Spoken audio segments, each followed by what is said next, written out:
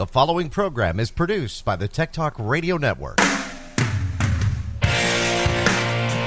Oh, this is Tech Talk Radio. I'm Andy Taylor. We are the show that talks about computers. Technology. I am Slick. And Broadway, I think, is there.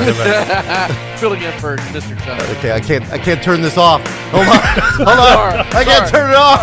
Turn it off. Want me to get the gun? All right. When you bring an amateur into the show, it really screws things up. It got stuck going because, What happened there? Somebody got to figure out how to work out because we have Broadway on one audio channel and our music on another audio channel, but they share it. And we can't have them both on, so bye, Broadway. Yeah, thanks for calling. No problem. Justin is out today, and Broadway, who is was with us last week talking about Raspberry Pi, is live with us all the way from good old Wisconsin. Wisconsin, don't you know? Yeah, I asked him about the cheese today because You said cheese noodles. Are they cheese doodles? Cheese noodle? What do you call them? Cheese curds. Cheese curds. Actually, it's kind of good that we get a chance to talk because, we do the show for those listening in Grafton, West Virginia and Indiana and, of course, Tucson, Palm Springs and the other areas. We do the show in Tucson where it right now is in the evening. It's going to start to be about 180. Well, in the early evening. Yeah, early evening. We think about the heat and how that affects our computer systems. You remember they were making these desks that were like, oh, neat, I've got cabinets for everything, including my PC. Mm-hmm. Right. And people are putting their computers in cabinets with, the only vent hole was where you had the power plug running into the back of it. But how about the colder climates like Wisconsin? We know how heat affects PCs. What about cold? Clearly, that's a lesson I learned the hard way, correct? Uh-huh. Last year when we moved up here, the example that I can use is we theoretically think that technology works better with the cold because, as we've been sold by media, hey, you want liquid cooled, you want you want to put a server in a rack room where you have it at a beautiful 68 degrees, no hotter than 72, no humidity, all that good stuff. Right. But I just pulled up some simple little facts that I didn't even know, and I own I've owned both these devices, but I'll just share this with you. All right. Apple recommends that their iPads, iPods, and iPhones operate between 32 and 95 degrees. Okay. That's a very small window for most of us. So if you leave your phone in your car, if you keep it in your pocket and you're outside all day, that 95 degrees is shot through the window, I can guarantee it. Exactly. Well, the same thing happens for Wisconsinites, people from Indiana, all the northern region of the United States for probably a good 4 months out of the year. You're exposed to elements below 32 degrees, point blank. Samsung guarantees that they can operate at -4 up to 122. I highly doubt it. I would just, not trying to plug anybody, but I would probably say that the safe range would be 32 upwards of 120 for any electronic device. What seems to happen, though, with your devices when you try to use them? So the condensation, for one, right? As soon as you turn the electrical item on, if it can turn on, which is a whole other issue I'll try to come back around to. But, you apply the electricity to your device, whether it's a laptop or whatever. Hopefully you have SSD drive or a non-mechanical part, because otherwise it's going to be locked, right? Right. Then let's say you apply the electronic and it starts up. If it does even start up, then you got to worry about the heating portion, right? So everything in the CPU, from the CPU to the I/O controller to the graphics card, or if it's all built onto the board, you're going to get condensation without a doubt. And we all love condensation on our boards, don't we? Yeah. What is it? Water and electronics, they never really mix. Well, they help the electricity move faster across the connection. It's called a surge. Yeah. Right. So, case in point, I had a box of just stuff. My wife owns a computer company, and we moved a lot of that extra stuff with us because I tinker and play. Right. And I had some PCs sitting in the garage. This was an insulated garage, but it wasn't a heated garage. While it's -20 outside, it was probably upwards of 20 to 25 degrees inside in the garage. Okay. I go out there, set up a workbench. I got some overhead heaters I bought at the local hardware place. Right. And I had it a balmy 45 degrees, thinking, oh, this is comfortable. I can sit here in a sweatshirt and play around in the cold weather. Nice. I'm not going to mess anything up. Yeah, no. It was a horrible experience. I probably almost blew 4 or 5 laptops. Turned them on, nothing would happen, or if they did come on, they would come on briefly and then just shut down. I had a few hard drives that were hard locked, literally hard locked, like they wouldn't Frozen. spin. Frozen. Yeah. They were frozen shut. So I took those same devices into the house. I had to let them get up to the ambient temperature of the house, which took about 24 to 48 hours, and then they worked. Yeah. This has got to be a real trip for those that live in, say, Green Valley that go to other places in the country. Oh, they travel a lot. Yeah. They travel a lot, and we call, they have a term for them, and I don't know if it's the nicest term. They call them snowbirds because they come down for the for the winter to get to the warmer areas because the winters can be cold, like you were talking about Wisconsin, and then they go back when it's a little warmer and not the blaring heat that we get in in southern Arizona. I actually think that they are smarter than we are right now because apparently they migrate exactly the same times that they're supposed to. They keep themselves in those balmy, nice temperatures, right? I mean, they leave late October, early November, possibly some wait until first part of December. I know that it snows here, usually around Halloween, and then it kind of melts away, and then it comes back at right before Thanksgiving. This is how they stay fresh.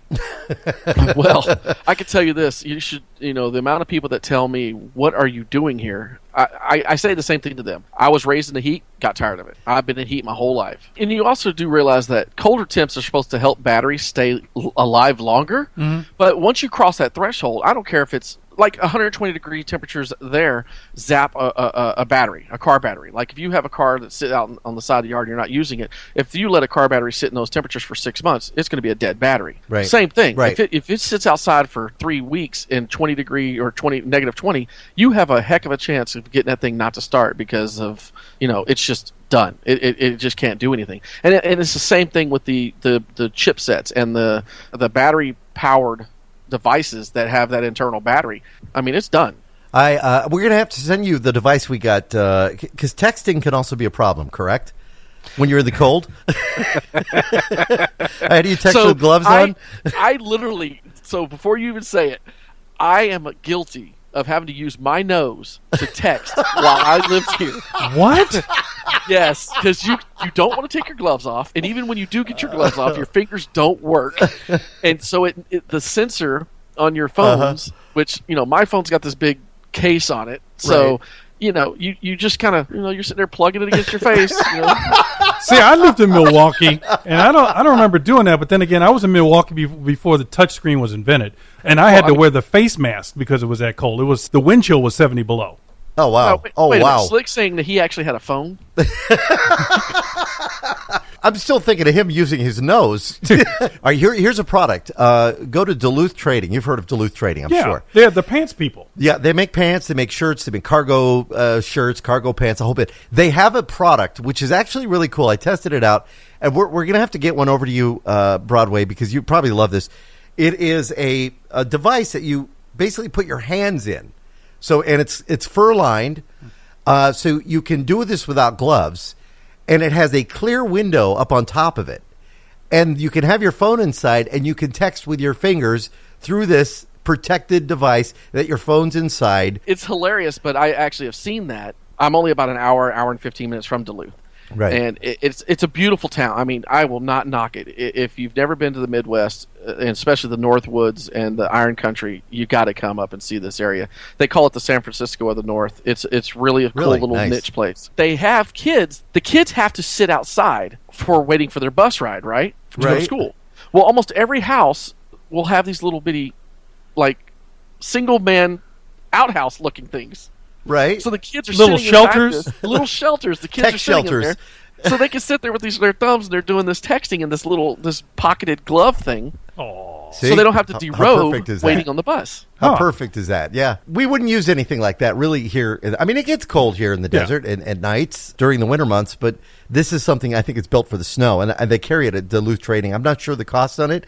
We got one about a year ago to test out, and we featured it on television when it was cold. But for somebody in a cold climates, this is a great way to be able to text. Oh, yeah, send this to him. Send this to him. Yeah, we'll send it to you. You got to use it when it's really snowing and cold out there. I'll take a Snapchat and we'll just have fun. But there are a bunch of companies companies that have been making the gloves that you can use for iPhones and all that kind of stuff in the cold. They have a different fingertip on, yeah, right? Yeah, we got to get him a bunch of those and have him, Maybe they could just get the voice texting to work. That would be good. I thought it did work. You use it. You seem to use it a lot. Yeah, but how many times do I mess stuff up when I'm voice texting? No, I get tired of the spell check that happens when I voice text. So yeah, no, mine is really bad. Hey, why did you get chased out of Texas, by the way? Yeah, what was the deal with that? Deer in the headlights. You still under protection? I left because I wanted to change. We've been in the heat our whole lives, and you get tired of it. Yeah, because I'm just the opposite of the snowbirds. I am I don't know what you'd call me. I don't know. I wanted to get out of the weather and have a scenery change and go through my midlife crisis somewhere where it's safe. Okay, exactly. I think I got a little science experiment for you to do while you're up there. We'll want you to get a bunch of desiccant packets and then just strategically place them throughout the computer innards and see if they help with the condensation problem that you're having. That's a good idea. See? Desiccant the things that come when they ship you stuff. That's interesting. See? I wonder if that would work. I'm smart. That would be good. We could try that. He's gonna do it because I can't believe he's buying this. All right. No, I'm willing to go try anything because it's not like I don't have a shed out back that has probably 800 old computers laying around or parts that I could care less about. You're describing my garage. Yeah, now. I mean, we both have that same problem. We run many junkyards of computer parts at our. Though the hard thing is like you never want to get rid of this stuff, which is perfect because this week, let me tell you what I found, Broadway and Slick. I'm going through store. We have a storage locker. We pay for every month. We've moved everything out there, and the other day I had to go find some papers, and I found this box. So I take the box. It was taped up, and I cut the box, and I don't know what's in it. And I open it up. Taped up? And inside was a 3DFX Voodoo 5 graphics board, which for anybody, maybe you're not too tech savvy, this is the graphics board you had in the 90s when you wanted to play the top video games. 3DFX was a company, they ended up getting bought out, I think, by NVIDIA. Yeah. They became NVIDIA. And I looked at this card and I thought, wow, this is neat. I went online. These cards are going for like a couple $100. Oh. Because what people are doing is they're doing exactly what we're talking about with the junkyards of computers. They're taking old computers. They're finding their old distribution of Windows 95, 98. I venture to say even 3.1 with DOS. And they're installing it, and they're putting the old games that they have back on and going retro gaming. Retro gaming, and it's becoming huge. So there is life for your old parts if you want to tinker with stuff. I do not want to trump you. But I don't want to trump you. But right now, I have 2 cards that you should enjoy, and maybe I might think about shipping one of them to you. Yeah. But I have the original Gravis Ultrasound sound cards. Oh, I remember those. Yeah, Gravis. I don't remember. Gravis. Yeah, were they before Creative Labs, or were they kind of like? Oh, they were the Turtle Beach / Creative Labs. Yes, yeah. They were the top of the line. I looked my card up just probably a week ago, and there was some people up as high as $1,000 for the card, the original software package.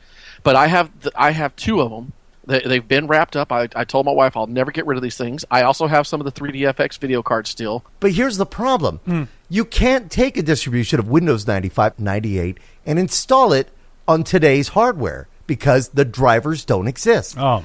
And in most cases, you're not going to, you might find some third-party manufacturers out there that are creating this, but you might not have sound. You might not have a controller for your hard drive.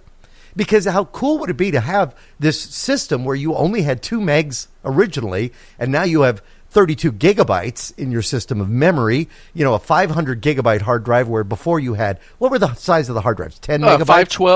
512 megs was a big hard drive back then. Yeah. I mean, you would run a gigabyte was unheard of. Literally, I remember spending my first true PC that I bought myself was a 486 DX4 100, and I spent upwards of almost $2,000 on this thing total for everything I put in this bad boy. And I was running Windows 3.11, Windows for Workgroup, Right. 3.1.1 when I first started it, even though Windows 95 was available. I just wanted to stay with the DOS environment because most of my games like Doom, Duke Nukem, Heretic, Rise of the Triad, all the original fun games that I even to this day miss, I had. But long story, kind of bring it back around, I still have all of my original images in VMware capable. So you could essentially play these. I have them still. I literally was smart enough to save them at that point as I did them as backup, window image backups, and over the years I've migrated them to actual virtual images. So I have virtual images of my old PCs. What is probably going to be your maximum as far as your memory? Are you going to be able to run it on a board that is supporting? You could get away with almost 2 gigs if you wanted to. I mean, Windows 98 supported 2 gigs on the SP3 or SP2 and above. Right, or 98 OSR2, yeah. Yeah, exactly. But you say Windows 98? Yeah. Yeah, there was Windows 98 SE. There was there was 98 SE, and then what was first, OSR2 or SE? I'm trying to remember. Well, OSR2 first, and then SE. And then SE. Yeah. So that could do it. So you could essentially play some of these. Well, but again, drivers, that's what it all boils down to. I've installed 98 as of recently on a PC up until probably 2 years ago I did it. I actually got bored and had an old machine laying on an old Pentium. Just a straight Pentium, not a dual core or any of that other stuff. And I started to install Windows 98, and the hardest problem you have is Internet Explorer. And then having to find people that still have the original image of Internet Explorer, so at least you can get up to a point to where you can browse the internet to try to download the other things that you needed. Well, it was painful. If you're thinking about doing this, probably one of the best things to do is find a group. Just like we talked about last week with Raspberry, there's lots of user groups out there that can help you build Raspberry Pi systems and find other uses, etc. If you're looking for that, probably go out to Twitter and do what I did today and find this 3DFX history group, that's 3DFX history, or some of the other groups that are out there that are really supporting some of this classic gaming. Because if you have some, like Doom, how cool would that be to play Doom now? I mean, I remember playing it till I got dizzy. You know what? What about Quake? Or Quake even. Yeah. I have never played either of those games. Oh, you're That's kidding why you're me. not. You're supposed to be talking right now. You're just supposed to. Oh, okay. All right. Just let us geek out for just another 2 seconds. Out of all the games, You guys remind me of the steam-powered car guys. yeah, out of all the games out of the PC era, that when what is the game that you haven't played in a while that you really would love to play again? Quake Arena. Mine is Duke Nukem. I'm sorry. Because you remember when I left Palm Springs, Michelle and the 3 little ones. I'm sorry, the 2. Well, at that time there was 2 little ones when we started playing this at first. I literally had these kids at 4, 6, and 3, or 2.5, 3, playing Quake with us. I mean, literally, my kids have all been playing video games since they were like 3 years old on a computer. My kids remember playing Quake Arena with their mom and dad. And for those listeners that may not understand that, why aren't you outside playing baseball or football with your kid? At that time, that was pretty cool stuff. That was cool bonding. All right, we're going to take a quick break. When we come back, we're going to talk, if you're a female or you're looking to get a gift for a female, there's a company out there called Chic Buds. We talked to them when they first came out. We'll talk to the CEO of the company and some cool products that they have that we'll be checking out. We'll be back with more. I'm Andy Taylor. Can I talk now? Yeah. Okay. I'm Slick. And on Broadway. We'll be back with more of Tech Talk Radio. And now, back to Tech Talk Radio. This is Tech Talk Radio. I'm Andy Taylor. I am Slick. And on Broadway. Thank you, Broadway. Now we know. Yeah. Wanted to make sure we didn't get it cut off. Back in the days of the iPod. You remember the iPod, guys? Do I remember it? They still sell them. You can still buy an iPod. How about that? Yeah. Does there still exist? I never understood it. You never understood the iPod? I don't understand why. I mean, they had an iPhone that came shortly. I mean, like literally within a month or 2 after the iPod. Yeah, but if people are invested or they didn't want a phone, they just want to be able to play their music. The iPod was kind of a cool thing, and they kept, the iPod Touch, and they kept making it more like really the phone with just without the phone, and then people with Wi-Fi could use third-party services and use that to call out. Yeah, man. Right, but you're going to get me started on a whole rant of why we've went from having small devices that do our communications all the way back to these big old tablets that are basically a PC when they should have just gave us everything in one 10 years ago. Okay, we're done with you. All right, yeah. Well, the problem is you have all this great looking stuff, but you never have anything to carry it around in that looks good. There is a company, though, that has been changing that entire face when it comes to the female user that is looking for style and fashion and what they carry. The company Chic Buds, and we talked with the founders, Kaylin and Nikki, when they first started out. And it's great to have with us the president, Christine Burke, is with us on the line. Christine, great to talk to you. Great to talk to you, Andy. Thanks for having me on. For our listeners that don't know what Chic Buds is all about, how would you best explain the company? I would explain it as that we make fashionable electronic products. So we've been making fashion tech products for over 10 years. And right now, in this day and age, the last couple years, some of our most popular products have been women's products that they use in their day-to-day life that we've integrated technology into. Before, we used to just make cute technology products, and now we're making actual, truly integrated technology products that help make the girl's lives easier, the busy woman's life easier, I should say. The products that you have, they're different than a lot of other things that are out there that are being really marketed to women for the most part, because it seems that your particular items have a little panache, some style, a little flair, if you will, different colors, different tones, different opaques, different variations to go with your ensemble. Is that correct? Yeah, absolutely. And let them express themselves, keep a sense of personal style, even amongst their tech products. And right now, one of our most popular products is actually a purse that charges your phone. It comes in 3 different sizes, if you will, a clutch, a crossbody, and a tote bag, 13 plus colors. It's so convenient for women, yet to be able to charge their phone in their bag, yet it's also cute and fashionable, and nothing too eccentric and nothing too boring, but just something simple, cute, and practical. And I know from working at larger tech companies, typically the thought is, let's shrink it and pink it and make it a woman's line. Nice. That's great. We're trying to do the exact opposite of that. This product is called the Clutchette, correct? Right, yeah. That's the clutch version. We call it the Clutchette. If so you're carrying something small and you want to go from the clutch to something, let's say, larger. Let's say you want to carry a laptop in there. You want a tote bag in that case. Yeah, absolutely. I use our tote bag. We call it Total Power. It has a 6,000 milliamp battery built into it, which will charge your phone 3 full times, or you can even charge a tablet off of it. But I use that tote every single day to and from the office. I put my iPad in it. I put my laptop in it. I use it when traveling. It also comes with a tassel that has a hidden cable inside, so I never have to worry about forgetting to bring my iPhone cable with me. It's always there, hanging in a cute, decorative way. That's a great travel. As a tech company, as a fashion company, how do you develop the research to say, women, like the tassel, everybody that sees a tassel that I know they want it right away. It's like, oh, I need that.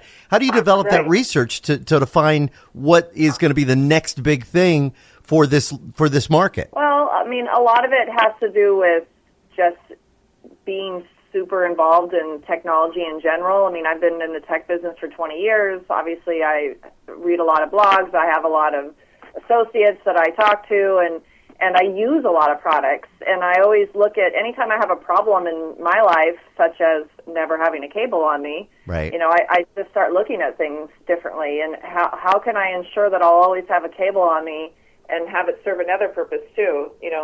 Have it make my bag look fashionable as well. So it's not easy staying on top of that. I go to trade shows. I go to not only tech trade shows, but I also go to a lot of fashion week type trade shows or gift shows.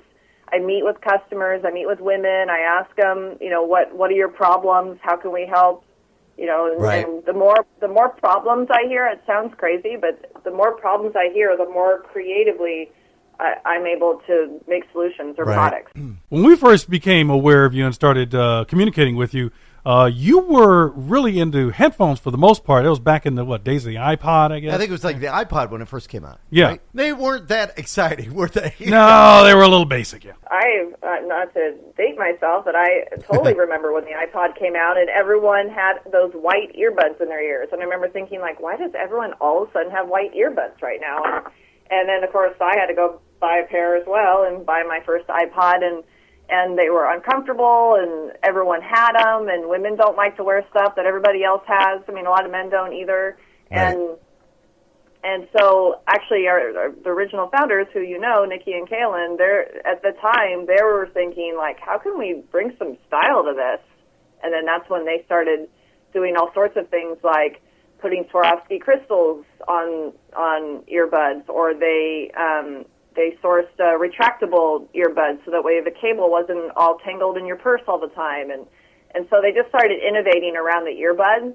And it really grew from there. You know, from there we've just always followed technology trends, and a huge technology trend right now is this need for power. Everyone's so reliant on their phones and their tablets, and they're constantly running out of power that, you know, that's why we started making these products that can help solve for that. That there's, of course, the cases that can give your phone power, but for me, those just they weren't working in my life as a busy modern woman, at least. They were too heavy, too bulky, ugly in some ways. So so that's why, you know, we try to think outside the box. And luckily, Nikki and Kaylin kind of started that thinking a long time ago, and we're just trying to stay on that train forward. Well, you know, it's a benefit for us men too, because it can be difficult when you're looking for, you know, a gift to give. Right. It can be, because we're always thinking, as men, we're always thinking, you know, men, you know, big headphones and everything else. This can be a great resource to go on and say, well, you know what, the Love Buds. I'll be honest with you. Chic Buds sent us Love Buds a few years ago, and, you know, we did a feature on that. I kept those. I used them. They were really comfortable. Yeah, my husband uses them. Exactly. So, you know, I mean, they're great. But it helps us in selecting, you know, something that's going to fit for, you know, for our spouses, or, you know, our parents or grandparents, because again, these are fashionable. But the most important thing, even with fashion, you have function built in. And you say you're doing stuff with power. You've also done some great stuff with sound as well. Right, exactly. And we're kind of looking at it like we want to bring tech to life, especially in a woman's life. But to your point, a lot of men actually do use our products, especially for the functionality side of it. And the earbuds, they not only fit, they fit everyone's ears really well. The previous company I was at was an audio company that focused on earphones, and we had over 50,000 molds of ears because we made custom earphones. And so I got to know ears very well and how they're shaped. And surprisingly, a lot of people have very small ear canals. Right. And it doesn't reflect on the size of their body or even gender per se, but it's crazy. It just completely varies. And so by having our earbuds have a really small housing, and a lot of men have liked that too, because it just makes it really comfortable. Very comfortable. It keeps them from just, you know, keeps them staying in. And then of course we always have the flat cord, because the flat cord prevents the tangling, which is a huge problem for women that are shoving their earbuds in their purse. So yeah, I've heard the tale of having to shove, you know, the old style, you know, that came with your phone earbuds in a purse. You could put them in as neat as possible. You take them out, it's like a ball of twine. Yeah, exactly. Doesn't happen with these flat ones. I have to ask. Now, I was a big fan of Lost. And I was, you know, I remember going through the website, chicbuds.com, and seeing a picture of Ian Somerhalder, who was in the show. Yeah. That became like a really popular big thing with him wearing the Kendra Love Buds. Yeah. He's a great philanthropist, and we were really honored to partner with him. He actually reached out to us because he's so passionate about his causes, which vary. They're everything from environmental to animals to women's rights, and he his fan base, I'm sure you're not surprised, is primarily women. He has over 20 million followers in social media, and so he looks for brands that are interested in also supporting his causes, but brands that appeal to his fan base. Right. And so he really liked the women in technology piece that we had, instead of like promoting perfume or, you know, other women's products. He wanted to try technology, and he loved our products, and we co-designed a few things, and we put some inspirational sayings that he came up with on some of our products, like, you know, be a voice, not an echo, or I am perfectly imperfectly me, and And he was great. He really supported it, and he pushed it, and it sold like crazy. And we donated, most of the proceeds back to his organization. So Very cool. It was an honor to work with him. It's got to be great for a company too to be able to give back. I love that. Now, if our listeners want to get more information, they want to check out the product line. Where do they need to go, Christine? Our website is the best spot, chicbuds.com, CHICBUDS.com. Awesome. And we have free shipping on orders of $50 or more. Right now we are sold out of a lot because we can't seem to keep a lot of it in stock. But like I said, we have 13 colors, so I think we're looking pretty good on most of the clutches, and the Nice. few things here might be out. But it is the best place. We have videos that show you how to use the product if you're confused, like how does this work? There's reviews. All of our media information's on there, different TV shows that we've been on and magazines we've been in, and you can check out. Well, listen, our listeners need to check that out. Again, chicbuds.com. Continued success, and definitely looking forward to more great products for our female listeners out there, our male listeners as well. You got to take a look at the website. You'll get some great ideas for anybody that wants. These clutch purses are pretty cool. I wouldn't carry one, but I think they're really cool. Awesome. Thanks, Andy. Well, once again, Christine Burke, thank you so much for coming on the show. yeah, thanks for having me. Again, you can find them at chicbuds.com. And again, I want to thank Nikki and Kaylin and everybody over there. There's just been a blast over the years to kind of communicate with. And we did a whole segment once on Valentine's Day and a whole spread of their different product lines. And now they're even more fashionable. Yeah, and varied, too. Good stuff. All right, we'll be back with more of Tech Talk Radio. Computer problem that came up this week in the office. We had somebody bring us a computer. And the solution you would think, get rid of the computer. Mm-hmm. It's a better solution for you. We'll share with you coming up. And now, back to Tech Talk Radio. Hi, this is Christopher Walken, and you're listening to Tech Talk Radio. I just think they talk kind of strange. It's going to be wild. Not as crazy as this show. Come on. You can just hang outside in the sun all day tossing a ball around, or you can sit at your computer and do something that matters.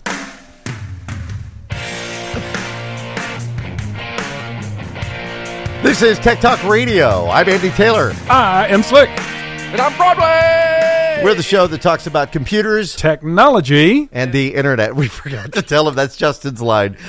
Gotta get this guy some cue cards. For Yeah. crying out. Yeah. Tell me to do it loud, then I do it loud. All right. And then I bleed you out. Well, what do you want me to do? I'm just going to sit here. Justin is out today, but it's definitely Broadway has a background in computers. His wife owns a computer company as well, has seen all kinds of things come in. And I'm going to tell you about a situation that came up, and somebody listening may have had this issue at some point. So this week I had a customer tell me that they were getting an error when they started their computer. They couldn't find the hard drive. Basically, couldn't find the operating system. So, I told them, we'll bring it by. Let's take a look. And we started it up and went into the BIOS to see if the computer could be, the hard drive could be identified. Right. And the BIOS is when your computer starts up, there is, for many of you, it's hidden. There's an area, unless you press a certain key, that you can access where you can actually see your hard drives, see how much memory is in your system, basically get an outline of the hardware that is a part of your computer. And this is the case that the hard drive was not showing up. So I didn't hear a click of death coming from your hard drive, because sometimes you might hear a click. And the reason is on the I want to say standard or traditional hard drives, non-SSD drives, you have an armature that works, like a record player? It's exactly like a record player. Yeah, and it goes back and forth, and that reads your data. And it actually doesn't even sit on the platter. It sits slightly above that. So it reads your data. That's how a hard drive generally works. And it's connected to, depending on the type of system, again, to the port on the computer. And we tried to fire it up. So obviously the next step I was going to do is take that hard drive out and connect it as a secondary drive on another computer we know that works, etc. And we were able to see the drive. Okay. So right away, and she was standing right next to me. She said, I guess my computer's bad. I need to get a new computer. And I said, well, wait a minute. Not yet. Because your computer boots up, it sees the DVD drive, but it didn't see the hard drive. You have some options here, and obviously we're able to get into the hard drive. We're able to access it. We're able to see it as a secondary drive. There's a possibility that the boot partition could be bad, and that's where your information tells what's starting on your hard drive. But then again, it shouldn't stop the computer from starting up. Mm-hmm. And what the solution was in this case is you have ports. You have a hard drive that's connected via SATA port 1. You have a DVD drive connected to SATA port 2. And 3, 4, 5, and 6, depending on how many your system has, may not even use those. And this was that case. I said, well, let's, number one, get another cable. We tried another cable. That didn't make a difference. It still would freeze on that drive. Mm-hmm. So I said, well, we've got extra ports here. Let's plug it in to one of these other SATA ports and see if that fires it up. And sure enough, connecting it up, there was the hard drive. It could be seen, boot to it, the whole bit. So when you have a situation, sometimes you may think right away, it's that hard drive or it's that motherboard. Obviously, this motherboard has some issues now. She's going to need to get it replaced at some point because some ports are dead. Well, you definitely have one dead, so where you have one, you might plan on the next. Or another maybe failure when it comes to the network. I've seen a lot of things happening with those hard drive and ports, and especially on the old motherboards. And sometimes the settings in those BIOSes will go from a typical RAID. Not a RAID, but from an IDE setting to an enhanced IDE if it has it, or an AHCI setting, and in any of those can make the hard drive either quit responding or not respond correctly, depending upon how they had the OS installed originally. And then sometimes the boot record just gets tossed, or sometimes the BIOS needs to be reflashed. Yeah, going back to the BIOS and motherboard, I was just thinking about surges. As soon as you said that, power surges can take those out. Yeah. I have literally seen. Especially with heated areas, if you get a brownout where it's not actually a true surge, if they don't have a backup or battery backup to protect them just from a brownout, the PC doesn't lose total power loss, but it gets enough of a little bit of a 5 amps, 4 amps worth of change can cost. I've seen power supplies go, a 650 watt power supply, for instance, drop 20 watts, right? So it's only putting out, let's say, 420 out of the total 650 that it needs. And all of a sudden it dips to 375. Just that alone can make things happen. And then, again, this can be also, wound down to what kind of protection you have on your devices, your PCs. You have a PC, you might want to use it we use an APC here. It's not only got a battery backup on it, so it keeps the computer on, but also protects you from surges. And we've talked about this before, using those power strips you can buy at a yard sale for $3, generally not going to be protecting your computer electronics, especially when you plug in a monitor, you plug in a printer, you plug in maybe another computer into it. I've seen people totally load those ports up, even put extension boxes on the back of some of these power surge boxes. No, you don't want to do that. Yeah. Is our coffee pot connected to the... No, it's not. We got to get another one in. We got to get... Yeah, we got to get another coffee pot. My setups are always with an APC on my PC. Mm-hmm. And then the second thing that I do after that is I always have an external USB drive connected that I run a direct backup to. Plus, I have all my stuff backed up to a network share or a small little home NAS. Right. So I always have double protection for everything, and all of that protection costs me less than $200. You don't know how many people we talk to that say that the lady we talked about last week who had her drive smashed, all of her data gone. And how easy it is to get a backup. You can buy 2 terabyte backup drives. The Passport, which is a nice little portable drive, you can back up your laptop, you can back up your desktop systems. You can do it manually, or you can pay a few extra bucks and get some software that'll do it for you. Yeah. As it's being written, it'll write there as well. You can get a real techie and ask your local IT guy that you want a RAID setup so that you have some redundancy there. Again, it's a shame. It's not even that hard. It's not that hard to do. No. Let's talk about it this way. 90% of the people out there, I would say today, that most of your listeners either have a Google account, a Google email account, yeah, or they even have a Hotmail account or an MSN or a Live account. Every one of those free services we just talked about have 15 gigs. Well, wait a minute, because some of them have been dropping the storage, free storage. Sure, they drop it because they want to charge you monthly for it. But hypothetically, let's just say we're spending $10 a month to protect our assets. And pictures, for one, grandbabies, your children.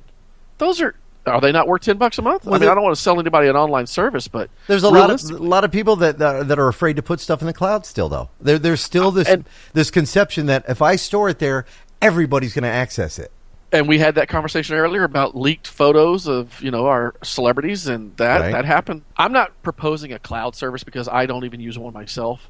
Right. But if you're not willing to buy the simple things like a piece of hardware that you just plug into the back of your PC and a battery backup device or a secondary battery / surge protector, those are minimal cost. You can go to your local technology store, whether it's a Best Buy, Fry's, or whoever you have, even Office Depot, Office Max, or any of those guys.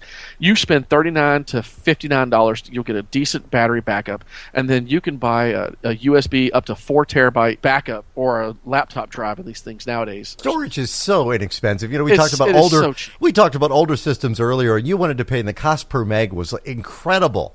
Yeah. Now it's cost per gigabyte. You remember when we used to spend upwards of $5 per meg? Oh, yeah. For a hard drive? Oh, it was expensive. It was expensive. And then when we started hearing, oh, this is $1 a meg, you're like, score!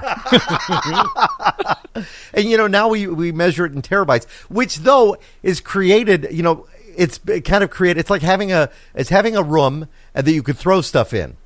Eventually, everything is in that room, and you can't work your way around it. It's kind of the way that people have reacted to storage now, with storage being 2 terabytes, 3 terabytes, 4 terabytes, 8 terabytes, is they now look at it and say, well, I can just store everything in there. But if you're doing that without a backup, then you're making a big mistake, because you're tending to lose more. And that's what's going to happen. In this case, they got their system back. They're going to be able to do a recovery, a backup. And then they're going to be buying themselves a new system is what they ended up wanting to do. Yeah, let me mention this because I don't think some people are aware of this. And this is not for everyone. I'm just mentioning this for those who don't know it exists, and it might benefit you. These external drives with the storage drives, some of them are configured where they have 2 internal physical drives. So you can do a couple of things. Let's say you have 2 internal 2 terabyte drives in a case. Now, you can do a RAID configuration where as you back up to, let's say, drive A, it will also copy it to drive B. So that's kind of cool. I didn't know about that. Yeah, if drive A ever dies, you still have your stuff because it was also copied to drive B. Now, you can also configure these drives, again, for going with the example, 2 gigabytes of drive A, 2 gigabytes in drive B. You can make it a total of 4 gigabytes with some additional software that they provide. Nice. I didn't even know they do that. Yeah. Here's another thing, and I don't know if you run into this, Broadway, but some of the Seagates, the Western Digitals, Toshibas, some of the other manufacturers out there that use the external drives that are in a housing, and you connect up via USB for those, USB 3, USB 2. Sometimes they'll die. And I actually had somebody once that had told me they threw away the drive because it wouldn't be found anymore, and it just flashed, and that was it. And they just threw it away. And I said, do you understand that most of the times it's the power connector that connects that bridge from the USB to the drive itself that goes bad? You can send it in for repair. You can actually open up, which we've done in many cases. Yeah. You open up the device, take that drive, and that drive is a data drive. That drive can still be recoverable. So that data that gets thrown out into the landfill can then be picked up and plugged into a computer, and then, of course, access to all those files again. Yeah, if you will, the electronics before the drive have gone bad, but not the drive. Not the drive. Just the electronics that go before the drive. Not the drive themselves, yeah. So right. There's something to think about, too. So in this case, like I said, they're going to buy themselves a new system. They're buying themselves a backup drive as well. So we're going to back up everything onto the backup drive, get the new system ready, put the files they want. Again, keep the backup drive aside. One method for storing this is to store it in a safe deposit box. Yeah. Others say, just put it on a cabinet, in a cabinet somewhere. The safe deposit box is a great idea too, because if there's ever a fire, then off-site. Yeah. You're keeping it off-site, then you still have access to those files. We decided to actually put documents in the cloud because, again, this is a great way to kind of keep yourself safe on that. We'll be back with more of Tech Talk Radio with our website of the week. I'm Andy Taylor. I'm Slick. I'm Broadway. We'll be right back. And now, back to Tech Talk Radio. Even for the internet, it's pretty shocking. Hey, what's up? This is Tom Arnold, and you're listening to Tech Talk Radio. They're really great, and I love them. Hey, how about a copy of Windows? Can I get a laptop? This is Tech Talk Radio. I'm Andy Taylor. I am Slick. And on Broadway. Thank you for being here. Normally during the segment of the show, Justin is out today. We do our website of the week. Now, I want to mention something before we do that. The Tom Arnold that you just heard, that is comedian Craig Gass, who is a friend of mine. Craig actually from Tucson originally, and has been on Howard Stern's show. And there's a brand new show that made its debut on Tuesday night. It is called First Impressions with Dana Carvey, right? First Impressions. Are you adding, Slick? Is that the deal? I'm trying to help you. First Impressions. Thank you. Amateur celebrity impressionists compete against each other, and the show Tuesday had Steve Carell on that as a guest. But they showed a shot of Craig Gass.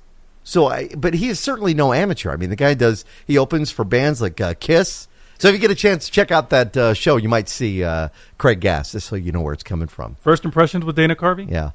What channel? It's on USA Network. So you might see if it's on demand, if it is. So there's been a big battle brewing. I don't know if you guys have heard about this battle between fans of Call of Duty and fans of Battlefield.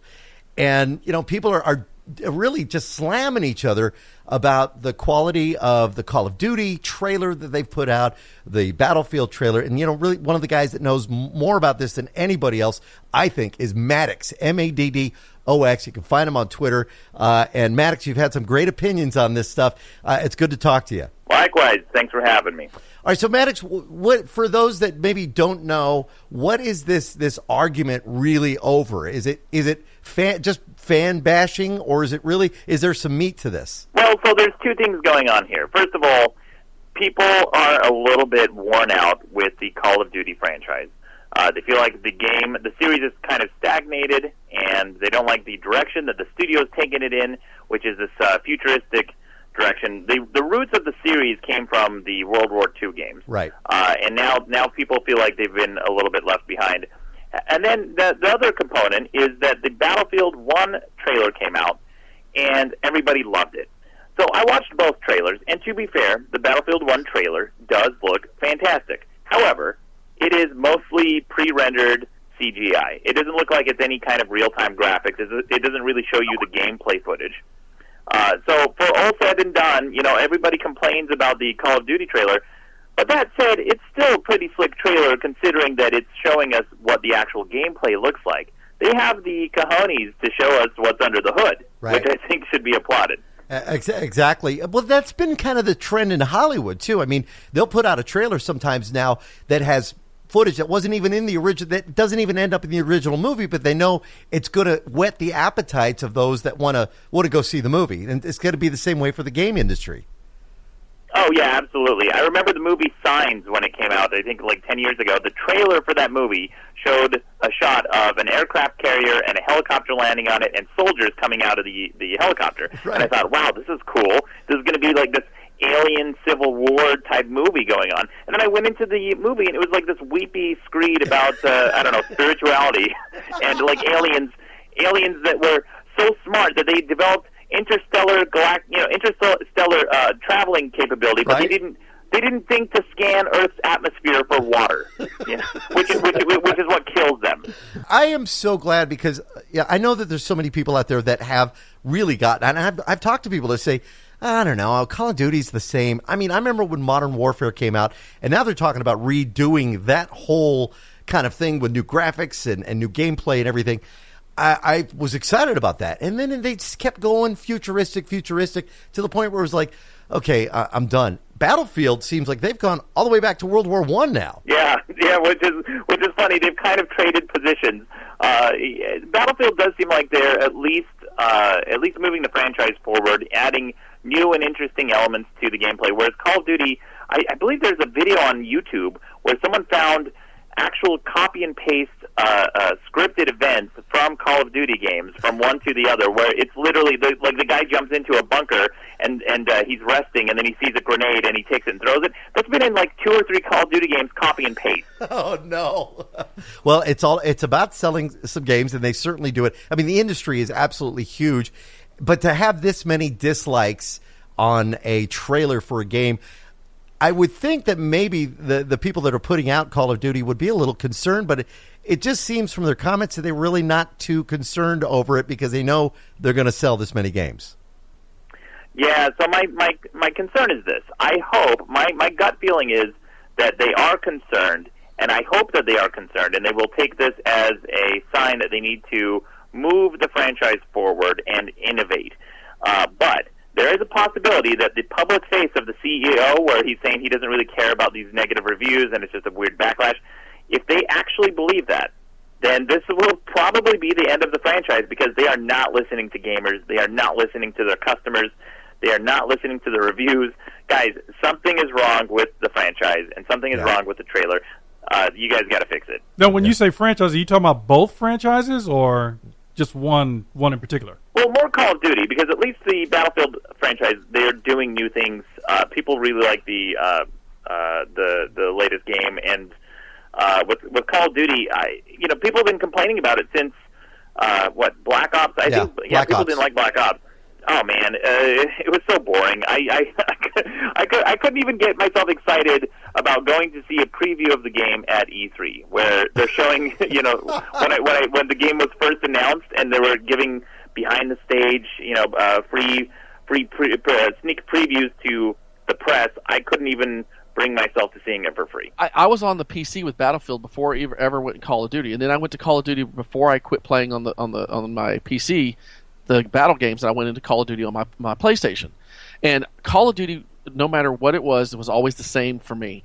But at least with Battlefield, from a PC perspective, because of the controls and the way I played it, Battlefield 1942, Battlefield 2142, Battlefield Earth, and all these other ones that they've done, they've always seemed to have like a lineage that they kept climbing.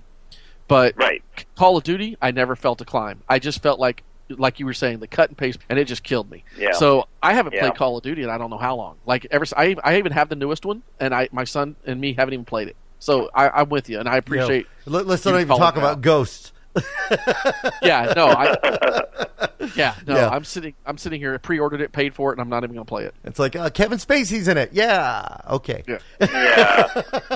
When I see a game trailer, I do want to see in-game footage. I want to see what it's like playing it, not the CG that's rendered that goes in between the gameplay. I think that's important, and that's what gamers aren't. They're stupid. They're spending a lot of money on this. They want to have that same kind of experience. So I think you hit the nail on the head there, Maddox. Good stuff. If our listeners want to follow you, how can they do that?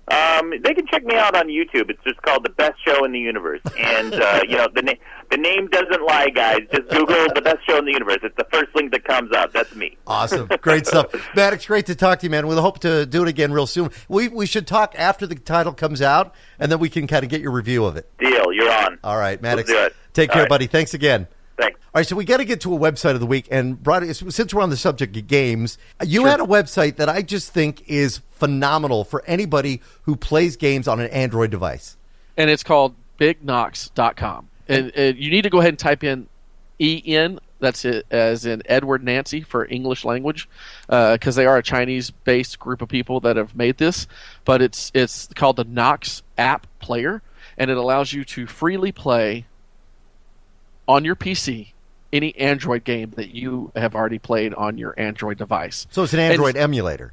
It's an Android emulator, but we all know that 90% of the games out there on Androids are also on iPhones. So like you said, Clash of Clans, or I play Mobile Strike. Those are both games that I can play either on my iPhone or my Android, and I've been able to download them to my emulator, and I am playing them on my PC. Now, does it save your gameplay? So you're playing that on your PC. So when you go back to your phone, you're at where you left off on the PC. You got it. Oh, nice. All right. And how much is this?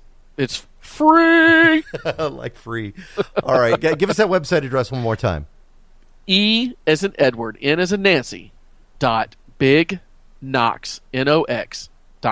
All right, very cool. Once again, thank you for tuning in to Tech Talk Radio. Broadway, thanks for joining us. I think we're gonna have him as a regular guest along with Justin as well when he comes back. Is that good? That sounds great, brother. All right. I gotta scoot over. Get out of my chair. More coffee.